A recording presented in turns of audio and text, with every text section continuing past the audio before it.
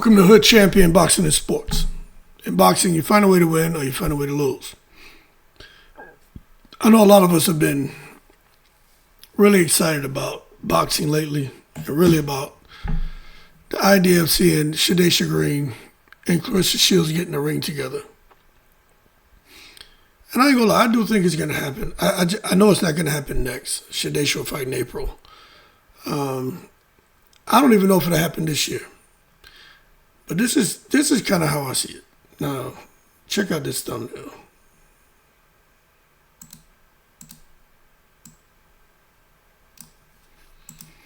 So, I got the Hood Champion telescope. And I'm looking out.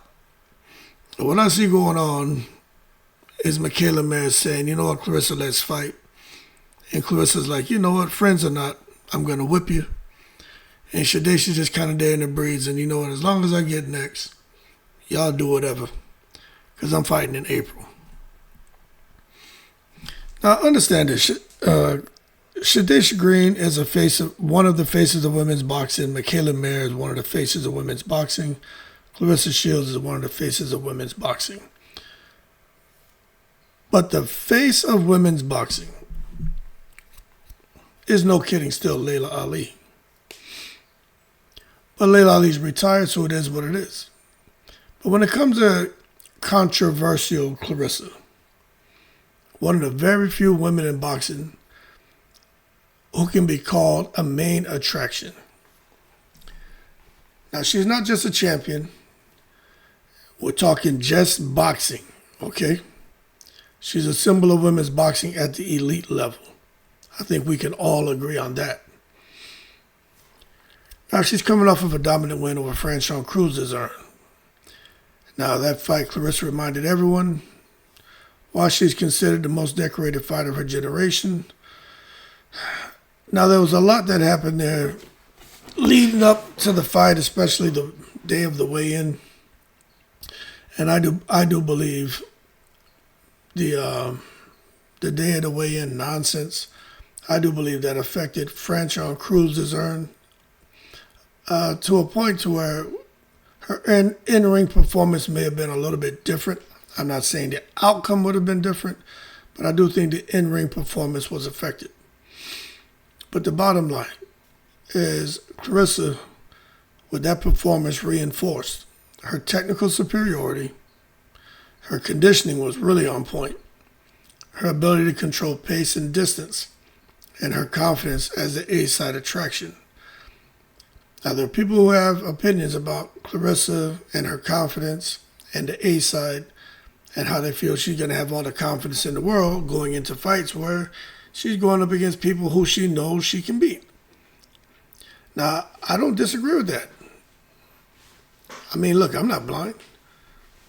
I felt Franchon had an opportunity, but Claressa should be the favorite. But when you just took a look at the two of them, especially after the first round, you could just see there was some serious separation between Claressa and Franchon. However, because women's boxing doesn't yet have a deep pool of elite opponents at every weight, and that's one of the downsides of women's boxing. There are only a handful of women fighters who are elite, and there's only so much you can talk about the same names over and over and over, because unlike men's boxing where you have, thousands of different special fighters out there that we can talk about, with the ladies, they just don't have that luxury. So at every weight class for the ladies, you may have one or two that stand out. Where the men, you got, hundreds. But then, even with the men, when you boil that down, you probably have a good 40 that you can talk about. With the women in every weight class, maybe they have two. Maybe, let's just say maybe 5. If that. So, all of the women, their choices are slim to none, but Claressa's choices are magnified. So every fight she takes is seen as a reflection of her ambition, her risk tolerance, her legacy goals. But right now, The rumors suggest her remaining fights under Dmitry, Salita, and Wynn records, and that whole deal could include Mikaela Mayer and Shadasia Green. Now, she already had one fight. She fought Franchon. There's 3 fights remaining. I do believe Mikaela Mayer will probably be next. That'll be the 2nd fight. The 3rd fight, I don't know who that's going to be. The 4th fight could be Shadasia Green. But even if she fought Shadasia Green in the 3rd fight, I have no idea who's going to be the 4th fight. I do believe it could be Savannah Marshall. I don't know. But what I will say is fans, it seems like they're starting to like the idea of Claressa cutting to between 160 to 163 pounds for Mikaela Mayer. I think they're looking and saying, you know what, we're going to support this Mayer fight at the lower weight class because we see some positives here.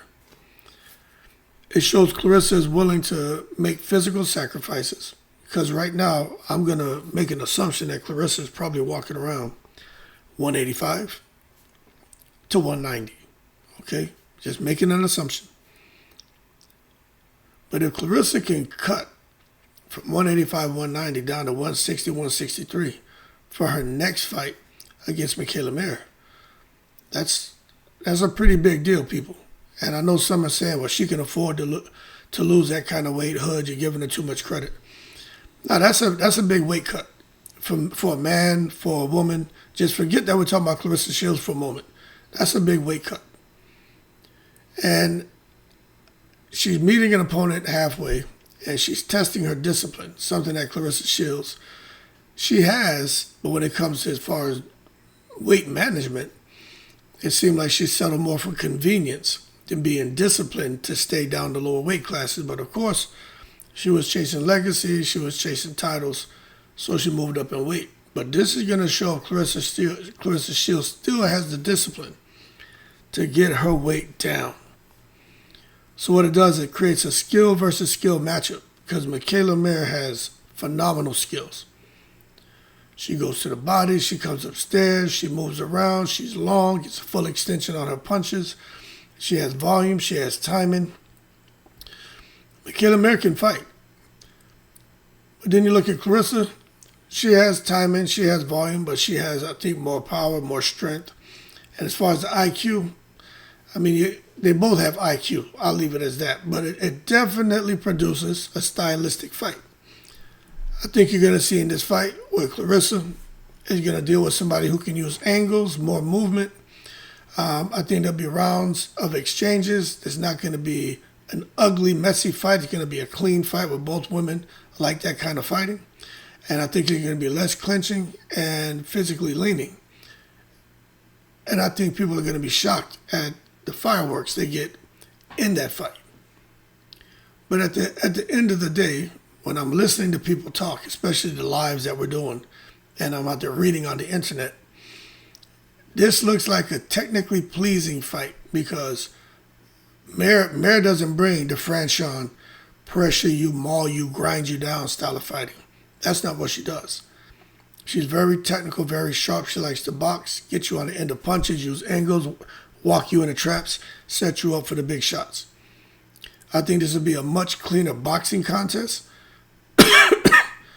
And I think it's a matchup that feels like a true championship bout rather than just a showcase. Because Mikaela Mayer is a champion, Mikaela Mayer is an Olympian, and Mikaela Mayer is one of the big names in women's boxing. But there are some people who are sitting here saying, look, man, you know, we're not really sure we like this cut, this weight cut. You know what I'm saying? And this is coming from the Claressa Shields fans. They're like, Claressa's naturally bigger than Mayer. You can just look at how Mayer's built. She's not a big woman. She's real thin and streamlined. She looks like she's built for speed. Claressa's a bit more pork choppish. And I don't mean that disrespectfully. What I mean is she's more meat and potatoes. You can just look at the way her weight settles. The weight distribution on her body is from her hips and thighs. So Claressa making that weight cut, I wonder if she's risking her stamina. I wonder if she's risking her punch resistance. I wonder if she's risking her health. Now, listen to the Claressa Shields fans. They seem to be a little bit worried because they're like, you know what? This could create a manufactured fight, a business decision instead of a sporting one. I want to just throw this out here, right?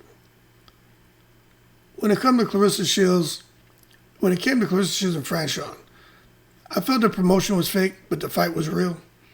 And then what we got was a real fight, but Claressa clearly was better conditioned and seemed to be better prepared. But with Mikaela Mayer, I just don't think Mikaela Mayer and Claressa were going to get a lot of the nonsense. I think Mikaela Mayer and her team shouldn't be any ghetto bull crap. I think they're straight shooters. I do think because Claressa knows Mikaela, there's a reason why people feel the fight's just manufactured and it may not be real because they're friends and Claressa's just picking a friend to make a payday to where Claressa and her team can kind of control the logistics and Claressa goes out to get another win. So it's more a business decision from Claressa, Dmitry, Salita, and Wynn Records instead of a sporting decision.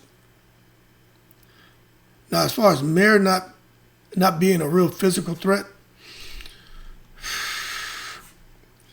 I don't know if I want to say that. But what I would say is I think it's fair to say Claressa would have the advantage and be the favorite. Because I think Claressa knows she can outmuscle her. And when she rehydrates, I doubt there's going to be any clause, but she'll probably rehydrate to probably 10 or 15 pounds more than Mikaela Mayer. So again, Mikaela Mayer is already fighting someone who's naturally bigger than her. But on fight night, she's probably going to have this monster inside the ring. So the fight feels to a lot of people like this is just a safe win for Claressa. It seems to be controlled, kind of like the Franchon fight was a controlled matchup. And again, a friend versus a friend, very similar to what we saw with her and with Claressa and Franchon Crews. And this creates frustration because there are a lot of fans out here, whether you're a Claressa supporter or a non-supporter, they're like, yo, hold your horses, let's stop taking it to the stupid. They want there to be some kind of fear, some kind of drama, some kind of uncertainty. They don't want predictability. They don't want to say, okay, Claressa's fighting who? Oh, yeah, she's going to win. Like, they're tired of that. You know, there are a lot of fans, boxing fans who support Claressa and who don't support Claressa, who share the same sentiment. There was a lot of predictability with Claressa entering the Franchon fight. And now there's like, yo, we got a perception problem bubbling up here because it just seems that this is another winnable fight, easy win for Claressa. Now, don't get it twisted. Claressa is unquestionably elite. No one debates that. And we're talking professional business here, not the personal shit. But see, perception matters. Because right now, there's a whole lot of talk. Here we go again. She's choosing fights she knows she'll win. Here we go again. She's avoiding the most dangerous option. She's protecting that record, brand, leverage. Wynn Records needs her to win. Dmitry Salita needs her to win. Like Claressa trying to go finish off these last 3 fights and retire undefeated, like Terrence Crawford, Andre Ward, and Floyd Mayweather. Now, I don't know if that's the case, but I do believe Claressa may have that on her mind, you know, retiring undefeated. And I do believe her team is sitting here saying, look, we need you to keep winning and maybe save Shadasia for last. I do believe Shadasia may be the final boss.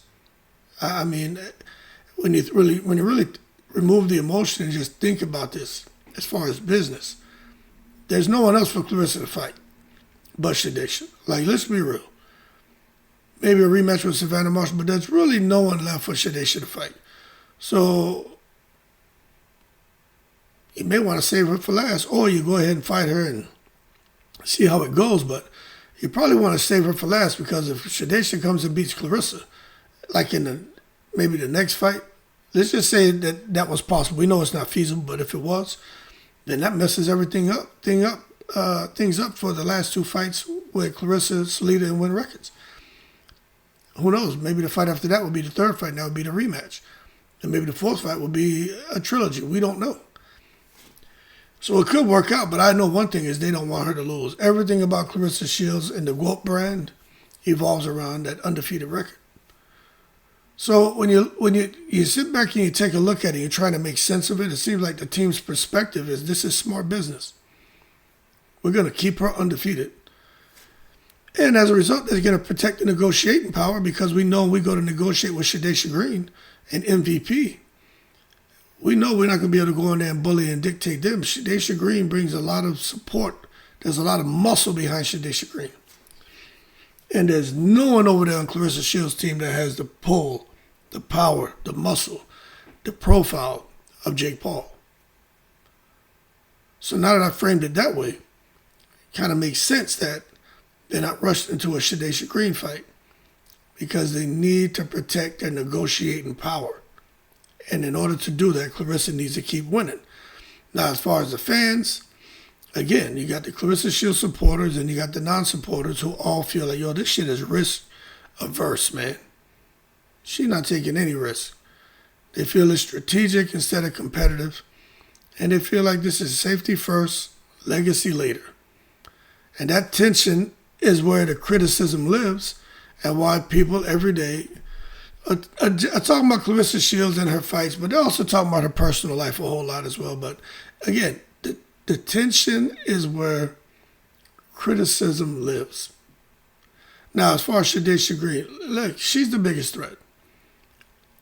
Claressa's never fought her. Shadasia's only getting better. And Shadasia even said, I want her chin. Shadasia wants to put the Patterson, New Jersey Bing Bings on Claressa Shields. And there's a reason why Shadasia Green is viewed by many fans as the only true physical threat. She's naturally a 168-pounder, and she could easily fight at 175, but she is a 168-pound unified champion. And I don't think outside of Shadasia Green, I don't think there's anyone else for Claressa Shields to fight who she hasn't fought already. Shadasia's the only woman at a realistic weight who can hurt Claressa, force uncomfortable exchanges, and can take her out of her rhythm. And these are just the facts, man. Shadasia Green brings her natural size of 168. She got KO power, willingness to trade, mental toughness. She's durable. Shadasia Green's not going anywhere.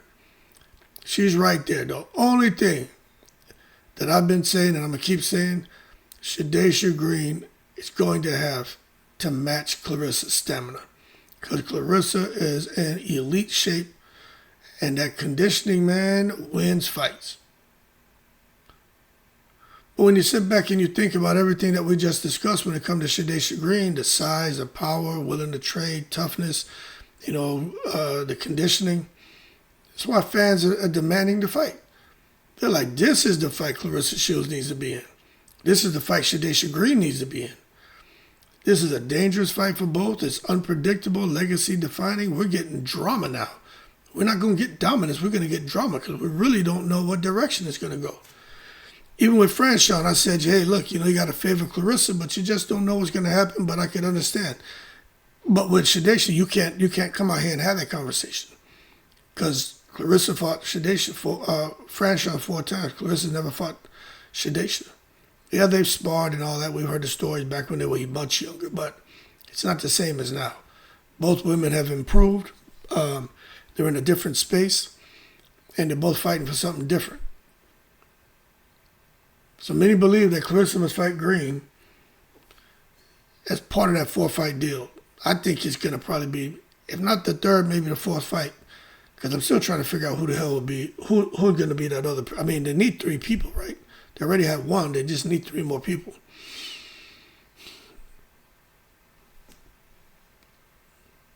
But if she doesn't fight Shadasia Green, I'll be honest with you, it's going to look like, and Clarissa's going to take all the shots, but I think it's her team.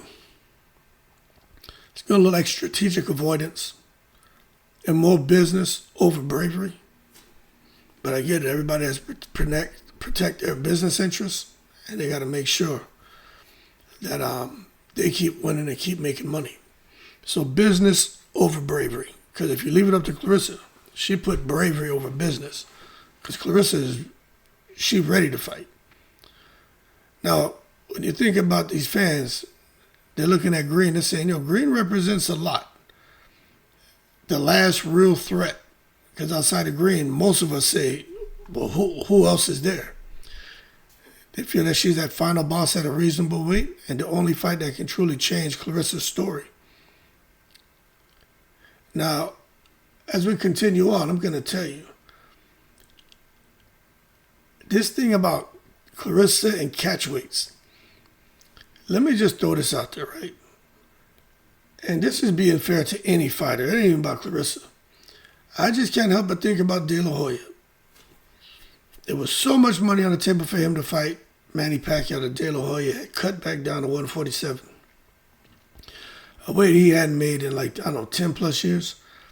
Killed himself to get down to 147. Got there and he just was a dead man walking.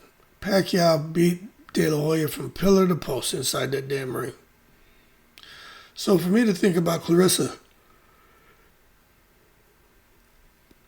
trying to have a catchweight with Baumgardner, Serrano, Dubois, I just think it's unrealistic.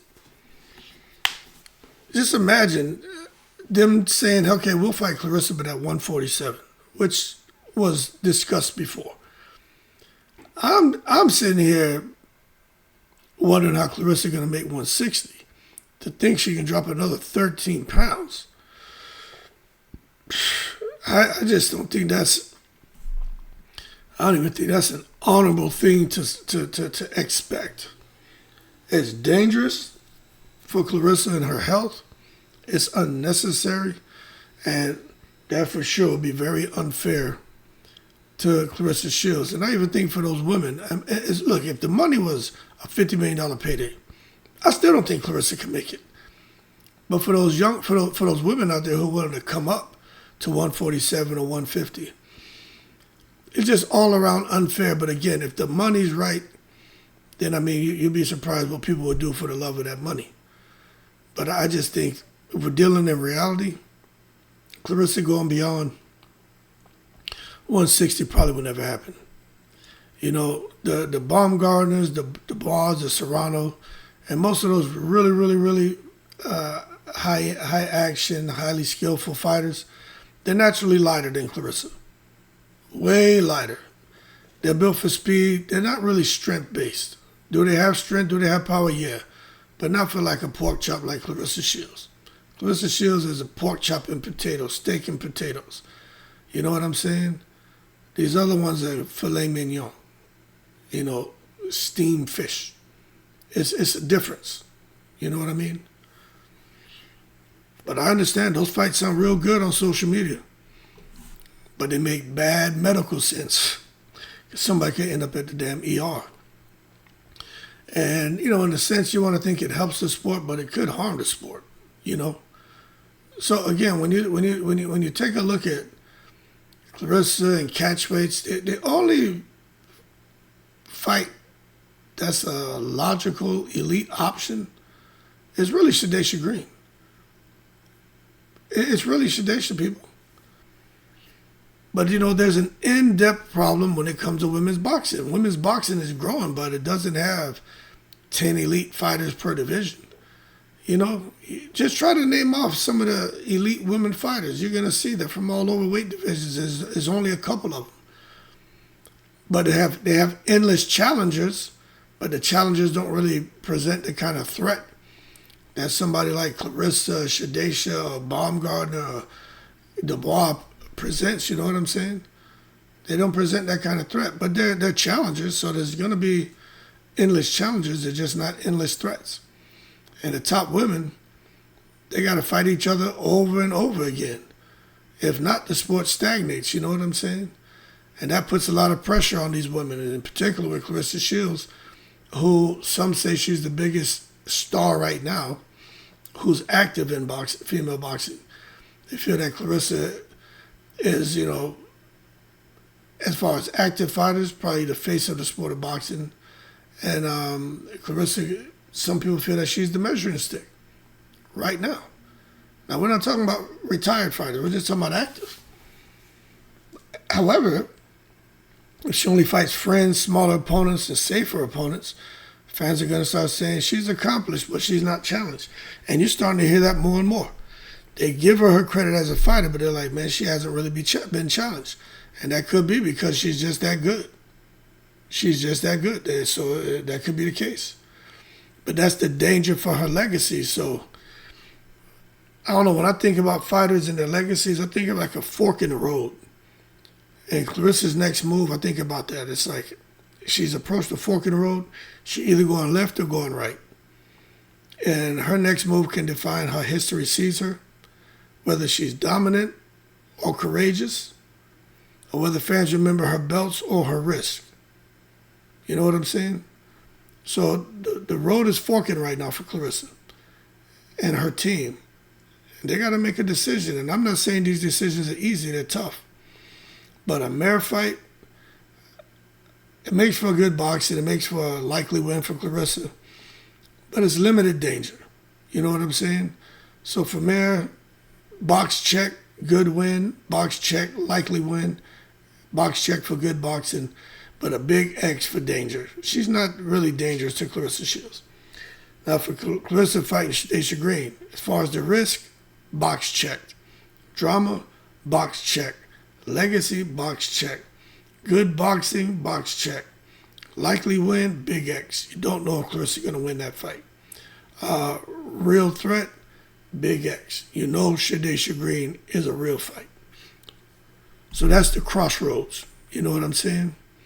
Claressa and her team have got to get it right for these last couple of fights. Because if Claressa is having, a child with Papoose, a little Pap Jr. running around, listen, we have to wait to see if that even happens. But I got to be honest with you. If you're going to have 2 more fights in 2026, then you still have 1 more left in 2027. And you're talking about having a baby in 2027. I just don't see how it all happens. 2026, I can see 2026 happening 2 fights, Green and Mayer. But 2027, I just don't see it. Maybe you fight early in the year, then you try to go out there and have a child. I don't know. But to come off of 3 fights back to back to back and have the momentum going just to come and, flight halt, that's just a tough one to call. Anyway, Claressa Shields, some say she's playing it safe. I think her team is trying to protect their investment. But everyone right now is demanding that Shadasia Green fight. So is she going to go after the safe wins or take on real danger? That's what we need to wait and see and find out. But at the same time, there just aren't many.